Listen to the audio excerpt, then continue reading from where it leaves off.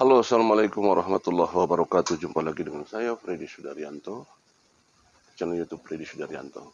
Subuh ini, saya akan coba membahas masih kasus Subang. Setelah kemarin siang saya berjumpa dengan Mr. Dedi di Ciater, berangkat pertemuan jam 2, saya baru pulang tuh dari sana sekitar jam 12 malam ya. Sampai di Cimahi jam 1 pagi. Jadi baru nyampe jam 1 pagi, istirahat sebentar, jam 3 bangun lagi. Jadi begini, kalau saya lihat dari percakapan saya selama 30 menit dengan Mr. Dedi, pada saat saya menanyakan masalah asal-usul Mr. Dedi di sekolah. Jadi awalnya memang Pak Dedi itu pekerja freelance di sekolah itu, yaitu merekrutmen siswa yang mau masuk sekolah. Sebelumnya Pak Dedi itu bekerja di salah satu sekolah juga. Dan kita dengar nanti bahwa Pak Dedi diminta untuk merekrut orang-orang yang ada di tempatnya Pak Dedi dan juga merekrut di tempat kediaman Pak Dedi. Sempat disebutkan mendapatkan 15 orang dalam sekian waktu lama. Yang saya coba menghitung berapa banyak siswa yang direkrut oleh Mr. Dedi dan berapa siswa yang sesungguhnya ada di sana.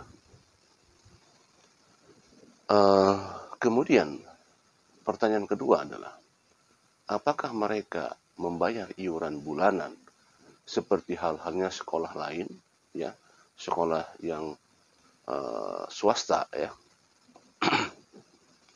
Apakah ada iuran bulanan? Apakah ada uang pendaftaran? Apakah ada uang pembangunan dan sebagainya seperti itu, ya? Nah, itu kan juga harus jadi pertanyaan. Kemudian berapa sih kalau kita poinnya kan rekrutmen dulu ya, kan nanti kita poin yang lain lagi kita bahas di yang lain. Kita kesana membahas masalah rekrutmen. Dilakukan oleh Pak Dedi itu bahwa dia datang ke door to door, kemudian membuat pamflet seperti itu ya, mengambil rekrutmen. Ada juga yang tidak mampu dimasukkan. Ini bijak, bagus, bijak ya. Maksudnya sungguh mulia kalau misalkan ada orang yang tidak mampu kemudian disekolahkan.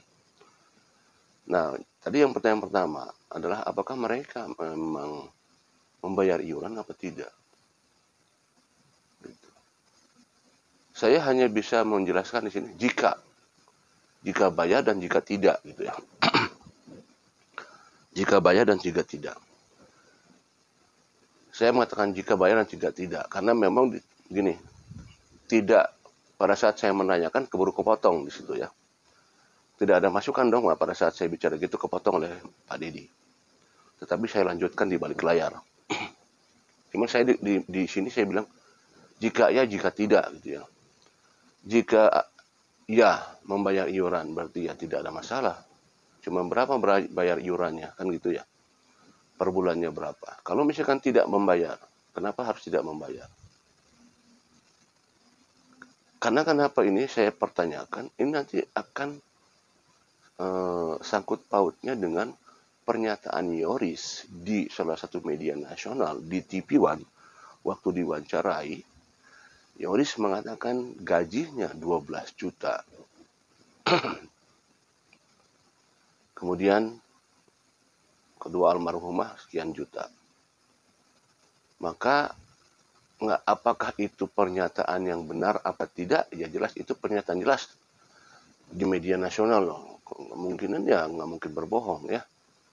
Cuman fantastis dengan gaji yang begitu besar. Tentu ini akan menjadikan pertanyaan kepada semua orang yang memperhatikan pembicaraan Yoris di media itu. Sungguh fantastis ya gajinya. Maka pertanyaannya dari mana sumbernya? Pasti secara logika mengatakan demikian. Dari mana sumbernya sehingga mendapatkan gaji yang besar? Kalau misalkan sumbernya, misalkan sekali lagi dari iuran anak-anak. Tentu pertanyaannya akan lagi merembet, yaitu berapa banyak murid ada di sana dan berapa biaya untuk pendaftaran maupun ujian, iuran bulanannya, iuran bulannya berapa. Tentu nanti pertanyaannya akan dikalkulasi. Kalau sekian orang dikalikan sekian. Kalau misalkan bayar, kalau tidak bayar bagaimana? Nah, tentu kan ini jadi hal yang akan menjadi pertanyaan selanjutnya. Kemudian adalah masalah kita tahu bahwa di sana ada aliran dana BOS. Nanti di perbincangan itu ada, cuman saya belum membahas masalah aliran dana BOS, tapi seputar rekrutmen dulu saja di situ. Rekrutmen yang dilakukan, ya nanti pembahasannya akan ke sana. Karena nanti berhubungan dengan apa yang disampaikan tadi bahwa Yoris digaji sekian. Sungguh fantastis. Kita tidak akan nanti membahas masalah mobil Alphard, Yaris, nanti itu jauh-jauh lagi seperti itu ya. Apakah dana BOS memang peruntukannya adalah untuk operasional? Kalau dana BOS itu kan diperuntukkan untuk biaya operasional, pembangunan sekolah, mengadakan pembukuan segala macam. Operasional saya semula, pembangunan rasional, mungkin juga ke gaji guru juga ya. Tapi kalau dana BOS misalkan dibagi-bagi begitu, karena memang peruntukannya untuk itu, ya pasti nanti habis. Nah, kembali lagi 10-12 juta dari mana dapatnya? Nah, itu kan jadi pertanyaan nantinya. Ya, kembali lagi ke rekrutmen, masalah Mr. Dedi adalah sebagai rekrutmen. Nanti akan bisa diketahui berapa banyak siswa yang direkrut oleh Dedi.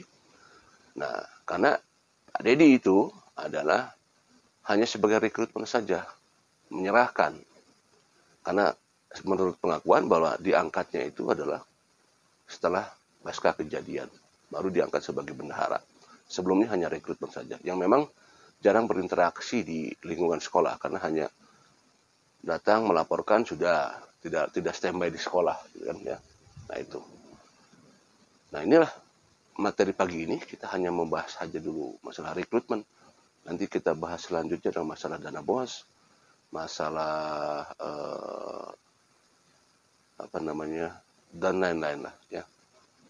Kita masalah rekrutmen dulu. Demikian, assalamualaikum warahmatullahi wabarakatuh. Ikuti ini. Ya. Nah terus awal pertama kali Pak Dedi berkecimpung di lingkungan ini sekolah gimana? Saya ketemu sama Pak Yosef sama Yoris di kalau ada rapat gitu. Ketemu gitu. Ngobrol-ngobrol terus? Ngobrol sama Pak Yosef sama si A gitu.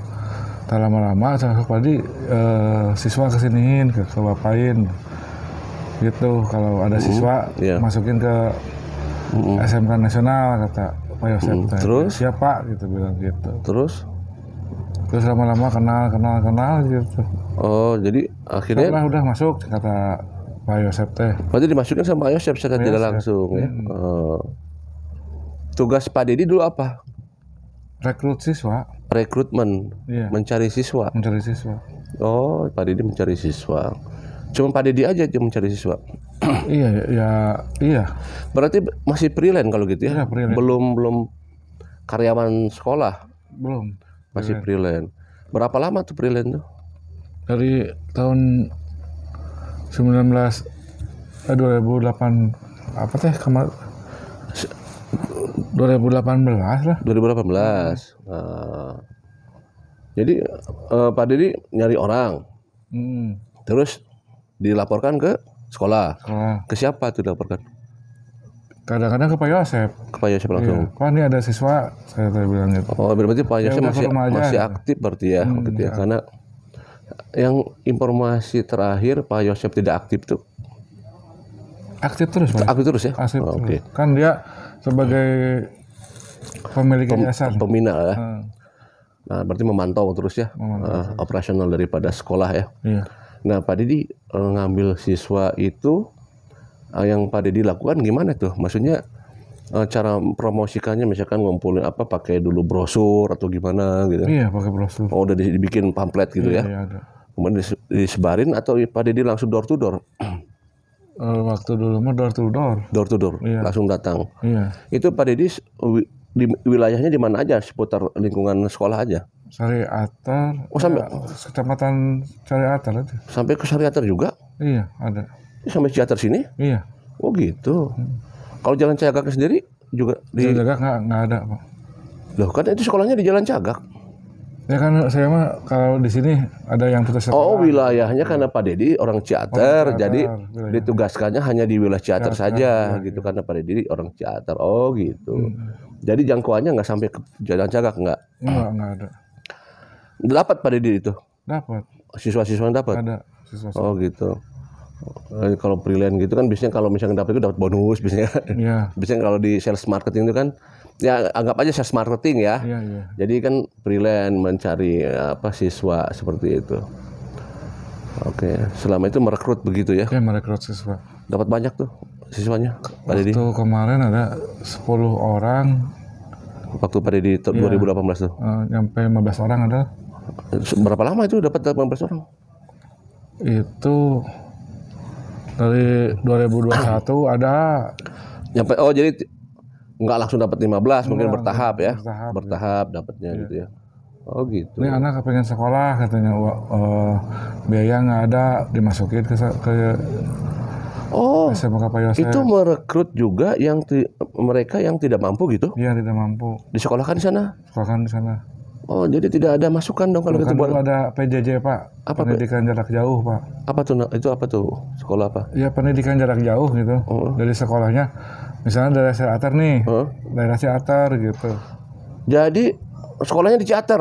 Iya, Belajarnya di Ciater. belajarnya Ciater. Gurunya yang datang. Gurunya datang. Oh gitu. Gitu. Kenapa nggak dibawa ke sana? Nggak ada biaya mungkin buat ongkos. Iya, nggak ada biaya. Oh gitu. Oh ada sistem PJJ disebutnya ya? Ya, PJJ. Kan sekarang udah ditutup PJJ. Oh udah ditutup. Oke. Pak Dedi jadi tugasnya begitu ya. Iya. Jadi merekrut kemudian diserahkan ke sekolah seperti itu ya. Nah terus itu sampai 2021.